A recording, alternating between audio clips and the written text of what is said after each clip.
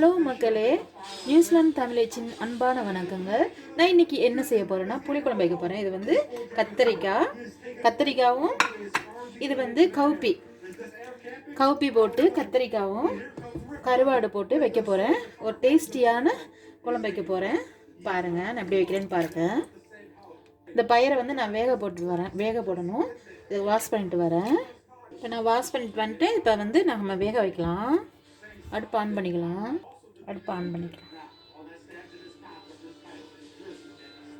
உப்பு போட்டு வேக வைப்போம். நல்லா வேகட்டும். இதெல்லாம் அப்படியே கட் பண்ணிட்டு வந்துடுறேன்.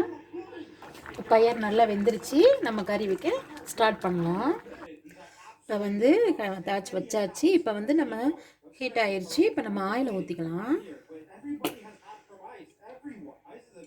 ஆயில் வந்து நல்லா சூடாகட்டும்.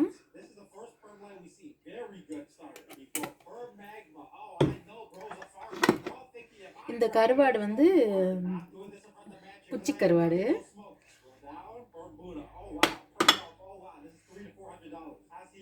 நல்லா ஹீட் ஆகும். நான் எல்லாம் எடுத்து வச்சுருக்கேன். இங்கே பாருங்கள், ஒரு பூண்டு எடுத்து உரிச்சு வச்சுருக்கேன். அப்புறம் வெங்காயம் வெட்டி வச்சுருக்கேன், பச்சை மிளகாய், அப்புறம் தேங்காய் பால் எடுத்து வச்சுருக்கேன், அப்புறம் புளி கரைச்சி வச்சுருக்கேன், கத்திரிக்காய் கட் பண்ணி வச்சுருக்கேன். இப்போ வந்து ஹீட் ஆயிடுச்சு. நம்ம கடுகு போட்டுக்கலாம். நல்லா கடுகு நல்லா பொரியட்டும். கடுகு பொரிஞ்சிருச்சு. இப்போ நம்ம வெந்தயம் போட்டுக்கலாம். வெந்தயம் நல்லா பொரியட்டும். இப்போ வெந்தயம் நல்லா பொரிஞ்சிருச்சு. இப்போ நம்ம பூண்டு போட்டுக்கலாம்.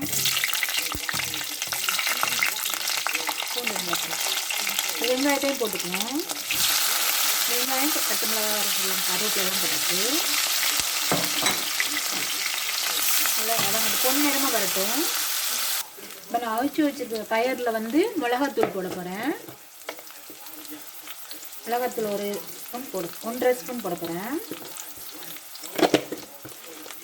இப்போ இதில் வந்து புளி வந்து நான் கரைச்சி வச்சுருக்கேன். இதையும் இதில் ஊற்ற போகிறேன்.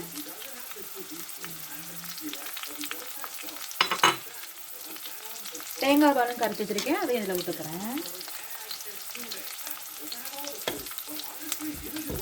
அப்படியே தாளிச்சு விட்டுக்கலாம். இதை இந்த கவுப்பி இருக்குல்ல, இந்த கவுப்பியை வந்து நம்ம வந்து கத்திரிக்காயோட தாளிச்சு விட்டுறலாம். இந்த டேஸ்ட்டாக இருக்கும், செம்மையாக இருக்கும்.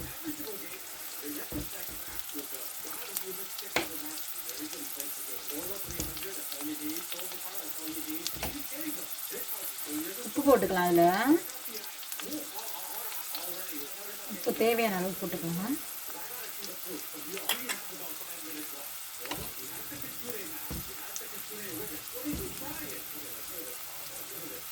நல்லா பொரிஞ்சிருச்சு. இப்போ வெங்காயம். இப்போ வந்து நம்ம தக்காளி போட்டுக்கலாம். அதில் தக்காளி வந்து நான் ஒரு பழம் தான் வெட்டி வச்சுருக்கேன். புளி நிறைய கரைச்சிருக்கனால ஒரு பழம் போதும். அப்புறம் தக்காளி நல்லா வதங்கட்டும். இப்போ தக்காளி வதங்கிருச்சு. நம்ம கத்திரிக்காவை போட்டுக்கலாம்.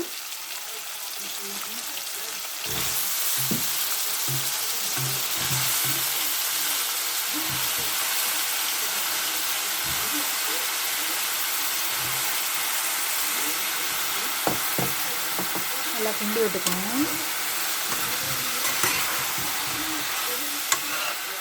இப்போ நல்லா கத்திரிக்காய் வந்து வதங்கி வரட்டும். இந்த கத்திரிக்காயோட சேர்த்து நம்ம கருவாடையும் போட்டுக்கலாம்.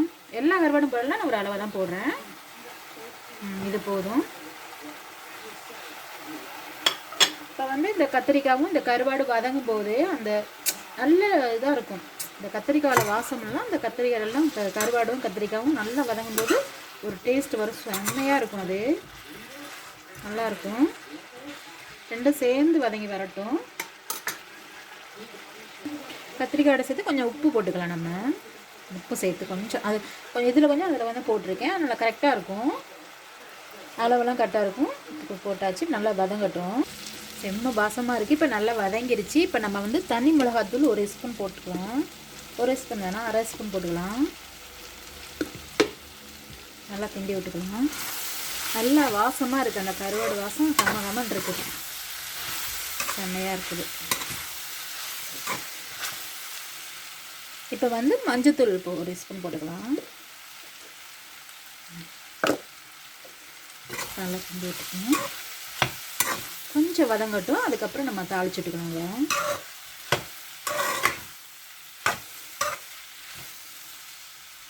கொஞ்சம் வதங்கட்டும், தாளிச்சுட்டுக்கலாம்.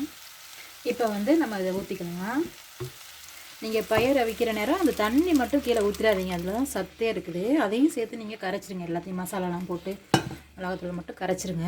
நல்லா டேஸ்ட்டாக இருக்கும். சாப்பாட்டில் சாப்பிடும்போது அவ்வளோ சூப்பராக இருக்கும், நல்லாயிருக்கும். நல்லா சத்து இருக்குது வேறு.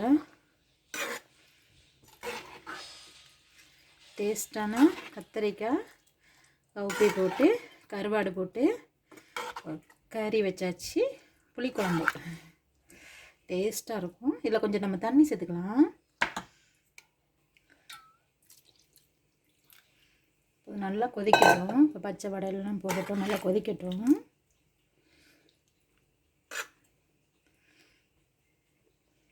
மூடி போட்டு மூடி வைப்போம். மூடி போட்டுக்குவோம்.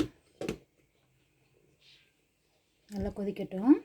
நல்லா கொதித்து செம்மையாக ரெடி ஆயிடுச்சு. இங்கே பாருங்கள், செம்ம வாசமாகவும் இருக்குது. கருவாடு வாசம், கத்திரிக்காய் கருவாடு பயிருக்கு பாருங்கள், இவ்வளோ சூப்பராக இருக்குன்னு, அருமையாக செம்மையாக இருக்குன்னு. சாப்பிட்டு பாருங்கள் இதை. இப்போ வந்து நான் சாப்பிட்டு பார்க்குறேன் எப்படி இருக்குன்னு. உப்பு புளியெல்லாம் கரெக்டாக இருக்குது. இப்போ நான் ரெடி ஆயிடுச்சு. இப்போ அடுப்பு ஆஃப் பண்ணிக்கிறேன். இப்போ சாப்பிட்டு பார்ப்போம். இங்கே பாருங்கள், இப்போ வந்து நான் சாப்பிட்டு சொல்கிறேன். இப்போ கருவாடும் பொரிச்சிருக்கேன், அதுக்கு மிளகா பொரிச்சிருக்கேன், இதில் அப்பளம்.